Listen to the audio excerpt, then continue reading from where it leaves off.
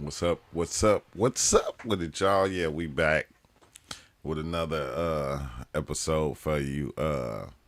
It's wild because like as you go through life, you have these different understandings that starts happening in patterns, and you like you know you understand what's going on, but I think the people around you don't really understand like what's happening. And I put together two videos that I'm gonna watch with you so you can so you can see, and then as we go, I'll talk through them or I'll talk about certain things within them. But let's just go and get into it. I don't need to hit you with all the chit chat. Let's go. This Bobby Hemmett right here. The path of wisdom is a lonely one. It's simple. Now let me break this down scientific way so that you understand. There are people that's awake and there's people asleep. Now, most people on this planet are asleep.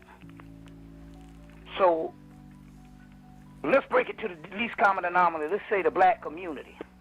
It's crazy because we talk about like NPCs and different things of that nature, and you begin to realize that this is true. Like even though everybody, I have the belief that everybody is one. It's still like certain programs that's running that are not as fully extended as others, and you start to see this as you're going.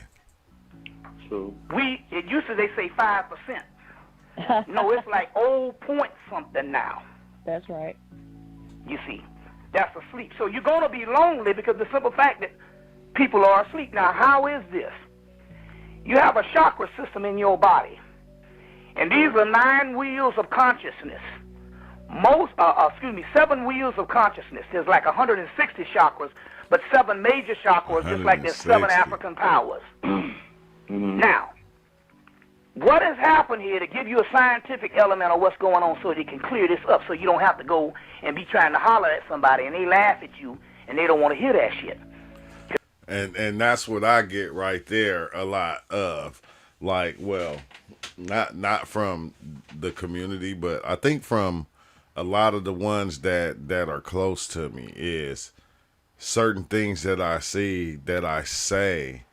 I don't know if they're taken out of context or people think I'm like trying to get at them in the wrong way, but I start to see patterns of life, and I understand them. So when they happen, I just say it, and like not meaning to like try to put nobody down or because when I'm explaining it or telling somebody, I'm talking about myself too. I'm not just talking about them. But that ain't how people take it. They begin to take it like you coming at them or something, and it's like, nah, that's not what I'm doing. There's a certain understanding that I got right now, and it's like I always call it it's a wicked understanding. Your family will beat you down, and niggas in the street will beat you down. You're going to try to give them a message. And this is true right here, just what he said. You're going to try to give them a message, they going to beat you down.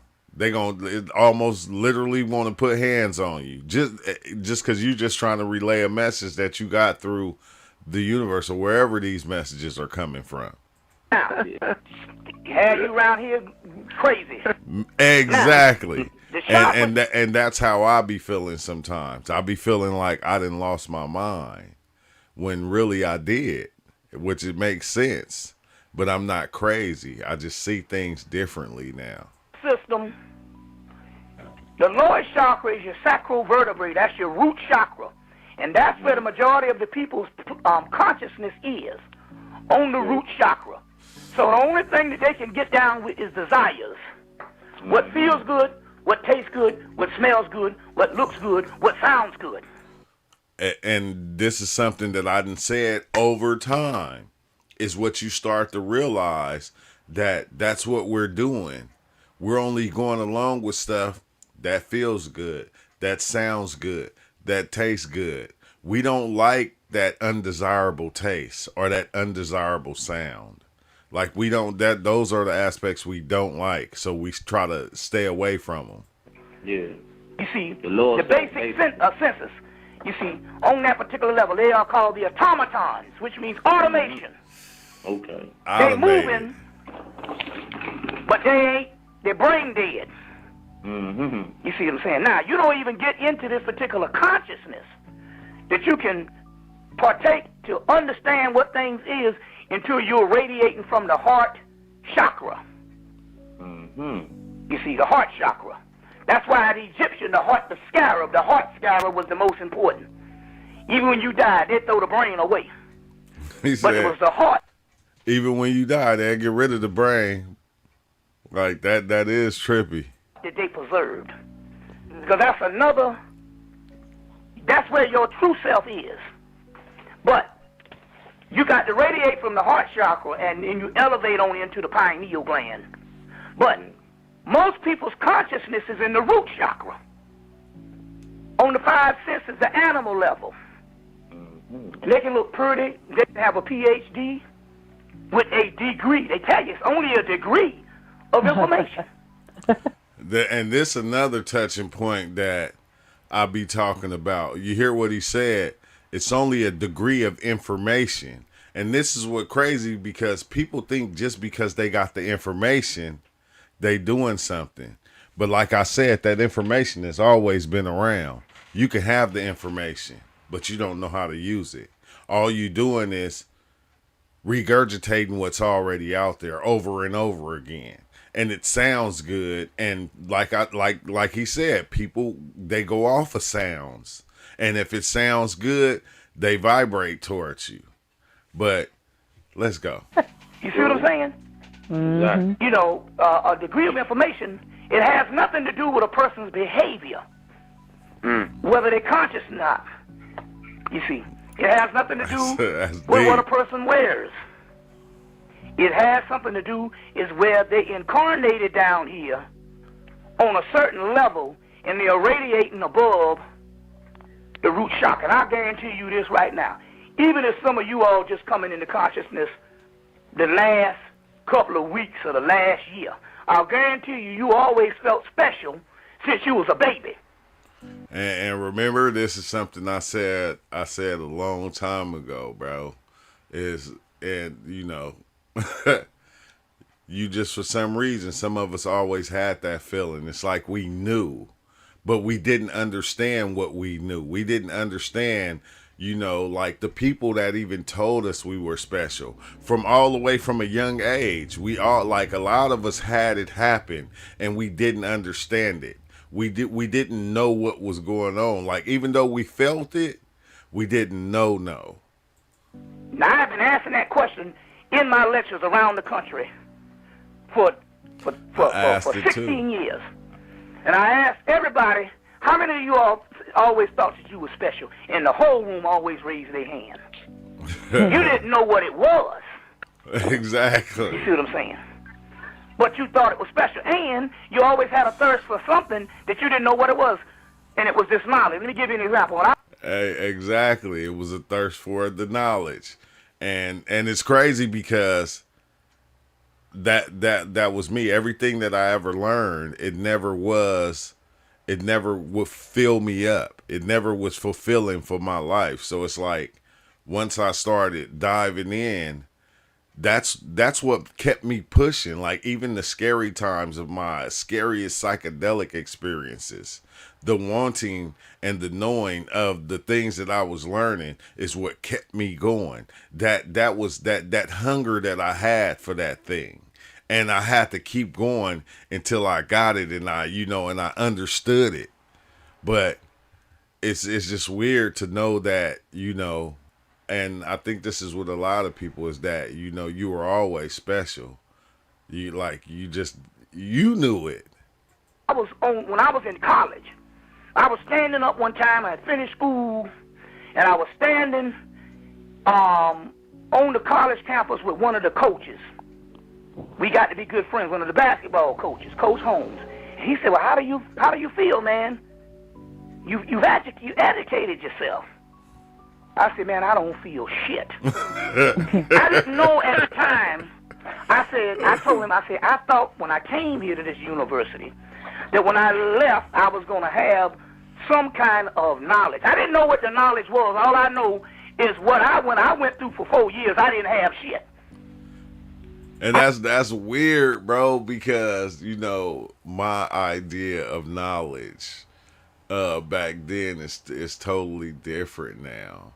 And the ones even the ones that I look to for thinking they had knowledge and then start to find out was they only had degrees in information. It's like I always say this, like if you notice, there's a lot of people out there that have the information and know how to convey the information, but you won't see them dive into psychedelics because they can speak it, but they don't want to really see it. Like it's it's totally different when you're diving in and you're seeing these things. You feel me? It's a big difference. To me, I feel like it's a big difference. And once you even bring it to somebody, because somebody can be telling you about, oh yeah, and demons and and this right here in ancient Egypt, and you go, hey, okay, let's take a dive on some mushrooms. Oh man, I ain't trying to see no demons. Like, wait, hold on, but how could you have the information, but you're not willing to actually test out what you know or test out what you think you know? You won't dive into these things. Even John Allegra said that when he was talking about the mushroom and Jesus being the mushroom coat and all that. That have you took them? No. I'm not. No, that's what I'm not gonna do. I wouldn't. You feel me? A lot of people is not really ready. So even another example, young Pharaoh. Remember when he said they drugged him and with the mushrooms and he went crazy? Yeah, because you think just because you got the information and you can convey the information and you can download the information in order to give it to somebody else, that's not knowledge, bro. That's not what that is. That is something else. I don't know what to call it, but it's just not. I knew I felt empty. Now it was a couple of years later that what I was missing I realized was knowledge. You see what I'm saying? Mm. But I knew something was wrong. You see, and that's what it is. You always thought that that something was missing, and that's because you were gravitating above the root chakra. So it's a waste of time to think you're gonna go to a person that is on a certain level in the root chakra. You see what I'm saying? And try to raise that person up. It ain't gonna happen. It's not. Now you say, well, damn, that's kind of messed up. Well, it's simple. It's the truth though, because I know a lot of us have tried it. We learned certain things and we tried to share it with people. I've tried to share it with people that were older than me. And they weren't accepting it. They didn't want to hear it because, like I said, it always seems like you're pointing the finger at them, but it's like I'm not pointing the finger at you. I'm pointing the finger at myself too. This is something that I realized that not just I do, but something that everybody does. It's simple. Let me give you an example. I was raised middle class. And because my mama and grandmama were school teachers, and my granddaddy was a carpenter, he built mansions on Myrtle Beach, South Carolina for rich millionaires. My grandmama, and when he died, she wasn't a millionaire, but she was a thousandaire. But because they had, I always had. You understand how that goes? So now, every person that's here right now that's conscious, you got about maybe indirectly about 50 people you know on the old earth plane. Some smaller, some got know even more. But let's say a good 20 or 30 that you know that's dead. They don't have to have the knowledge. As long as you got it, you have their knowledge for them. It's weird because when it even comes to family, I'll say family and not friends. I'll say family. When it comes to family, out of every 20, there's probably one person that I can talk to about the spirituality aspect of life. You feel me? And it's crazy because like a lot of them is like, is like stuck on religion. So even when I talk about the spirituality of life or certain spiritual things, I have to do it on the religious level in order for them to understand me. If I put it in the religious understanding for them, they'll understand and get what I'm talking about.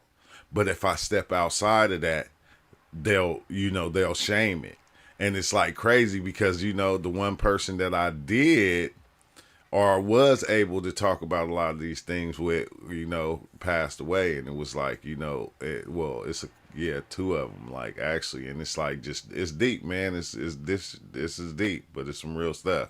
Now, so you are a representative. You know when you, sometimes somebody will die out in California and your family ain't got enough money to send all your niggas out there. They say, send one person as a representative of the family. You ever heard that before?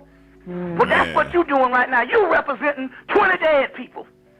So don't worry about them because you got it, they have it.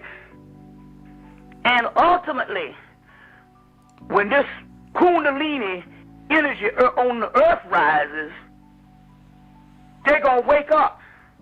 And then they're going to go, I'm confused. I don't know what to do. And that's where you're going to be. You're going to be there to help them. The Honorable Elijah Muhammad said there'll be an angel on every corner. Guess who those angels are? You in the school right now for that. That's what your thing is. It's a beautiful thing. So if the path feels... And it's kind of trippy because, like even everything that I hear from the scholars that we listen to, I don't take it all in. I take, I take what I actually need and what I see. And, some of the things it's like, dang, after you reach that level of understanding, it's like, it's a lonely road, bro. And I'm about to, and that's what makes me get into this next video. That's what makes me get into this Alan Watts right here. This right here. This one right here. And this explains to you why you begin to be, like it's almost like the knowledge starts to create distance, and like it says, the chosen always walk alone. It starts to create a distance because you don't want to play the play no more. You don't want to be in the movie. You don't like, I'm going to let him explain it and then we're going to break it down as we go through this one. When a man starts to wake up, he naturally pulls away from the crowd. Not because he hates people, but because the usual way of connecting stops making sense. And that's the part that gets me, is like, it makes a lot of sense, but it doesn't make sense the way we do things now. It just doesn't. And I'm starting to see that, and I think that's what, you begin to just walk alone because you start noticing things that are outside of the norm. Most conversations revolve around status, gossip, or complaints. And once he begins to see through that, it gets harder to engage. Man. He's not bitter. He's not isolating himself out of pride. He's just stopped chasing what others are still chasing. And I think like whenever I say that, that's another thing that people don't get is like, I'm at that point to where I'm not chasing anything anymore. I'm not looking for anything. There's nothing for me to look for. It's already all here. It's already enough. I fulfilled my so-called destiny. So I'm not looking anymore. And I like to just watch the ones that are still looking.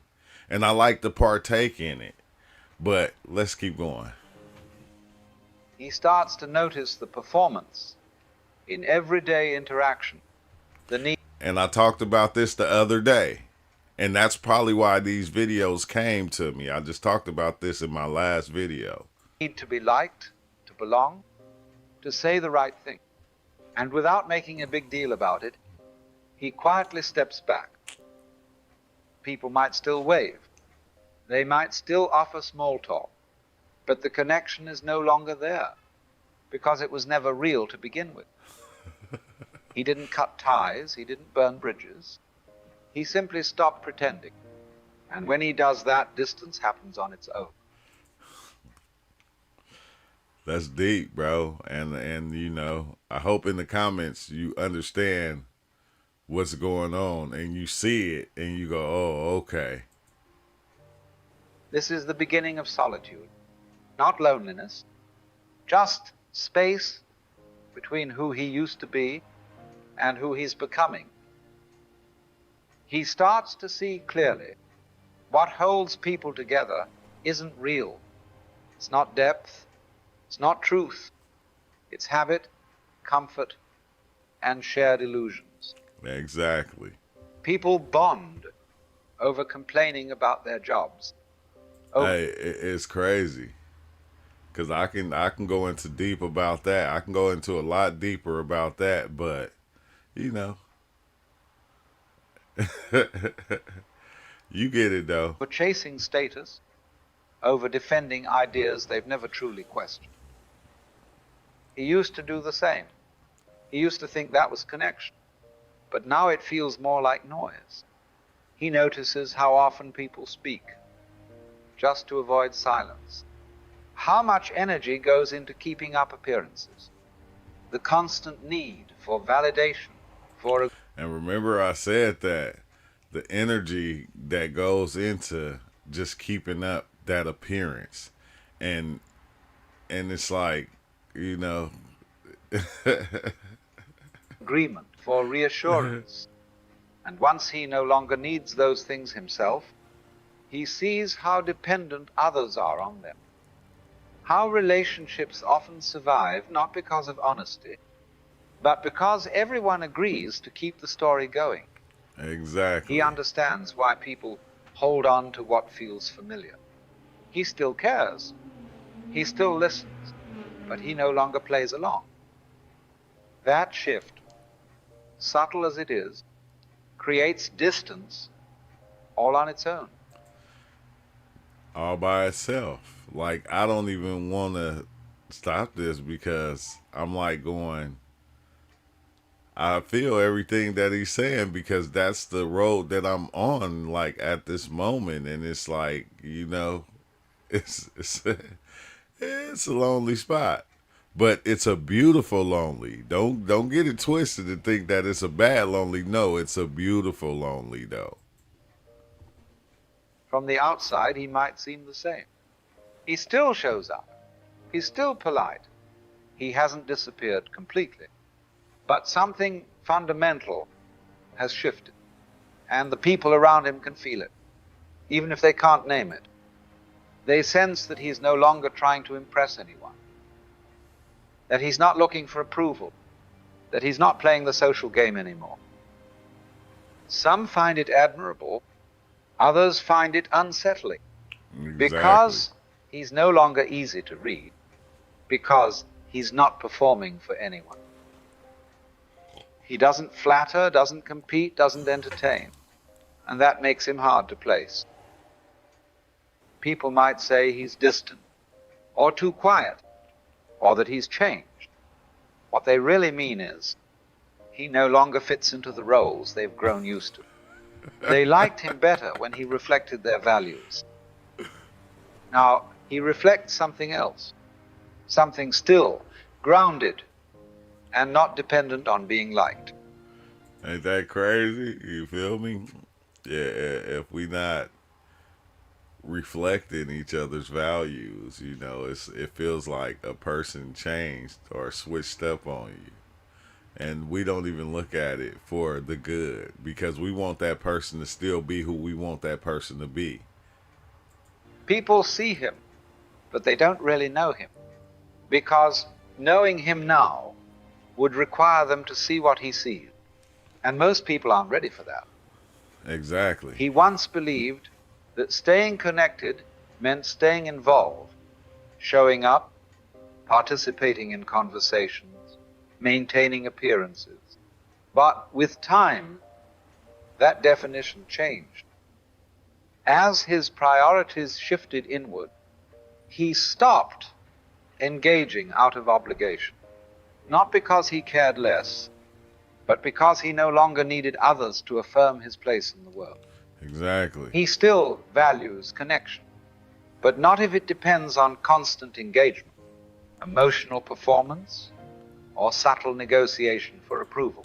Exactly. You see that dance, bro, happening. And it's amazing. It's amazing. He doesn't withdraw out of resentment.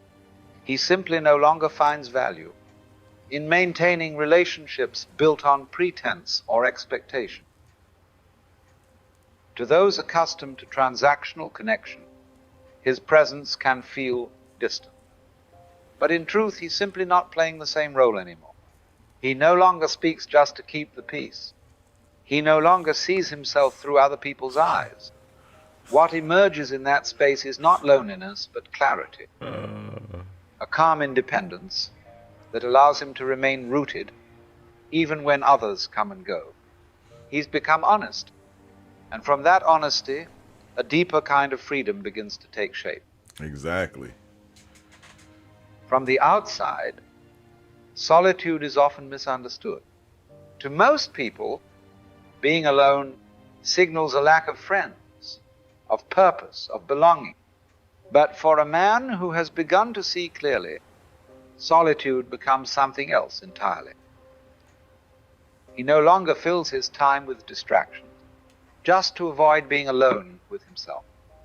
He no longer seeks out constant company to escape discomfort. Hey, when I heard this, which I ran across it last night, I said, dang, because I was tripping, because it's like a lot of times, like, I just like being alone. A lot of times, like, I can be watching TV and I'll just turn the TV off, not to meditate or anything, but just to lay in the darkness and just and just chill out to myself, close my door and just kind of be to myself, bro. It's like, because we constantly have all these thoughts and these ideas and all these things running through our heads, like, all the time. Questions, answers, and it's like Kendrick says, sometimes you gotta just turn the TV off, and the TV is this. He's learned to sit in silence without needing it to end. Man. What others describe as loneliness is often just unfamiliar stillness. They equate the absence of noise with emptiness. He's realized that most of what fills a typical day, talks, tasks, and duties, is just noise pretending to be important. In solitude, he sees himself without distortion. There's no one to impress, no image to maintain, and that clarity, while uncomfortable at first, becomes a source of strength. He doesn't avoid people, but he also no longer depends on them to feel complete. Exactly. This shift usually confuses others. They assume he must be withdrawn, disconnected, or even arrogant. But in truth, he's simply content with his own presence. He has faced the silence most people run from and discovered it wasn't silence at all. It was peace. As he grows more inwardly stable, he becomes less predictable to others. Not by intent, but by the simple fact that he no longer participates in the subtle exchanges that define most social interaction. He does not mirror emotions to gain approval. He does not offer reassurance when it would mean denying what he sees. To those still dependent on external validation, this creates discomfort. They may interpret his neutrality as arrogance, his silence as judgment, his detachment as disinterest. In reality, he is none of those things. He's simply no longer invested in managing perception. Much of what people call connection is actually a performance, a mutual Exactly. agreement to keep certain illusions intact. Exactly. A reaction to an action. It's like I was saying, like a reaction to a reaction to a reaction. But I think, you should go to the Alan Watts Inspires channel and watch this video. I'm not gonna play the whole thing because, like I said, it like when I watched this video, it had me kind of emotional because you get to these certain points in your life to where you understand what's going on, but a lot of times when you hear it from outside of you, it make you even look into it deeper and go, oh, okay, now I get it. Like I get it. And I seen this going on, like if you like for me, like y'all know, y'all didn't see me being distant. You ain't seen me popping in a lot and doing a lot of different lives because it's like he said, I don't want to just keep up this appearance and keep on running this same story over and over and over again just to get the little validation that, oh, okay, no, I don't need to and don't want to do that no more. I'm trying to, oh man, it's so much. But just let me know what you think in the comments, and then, I'll see you soon. Peace out. Have a good one.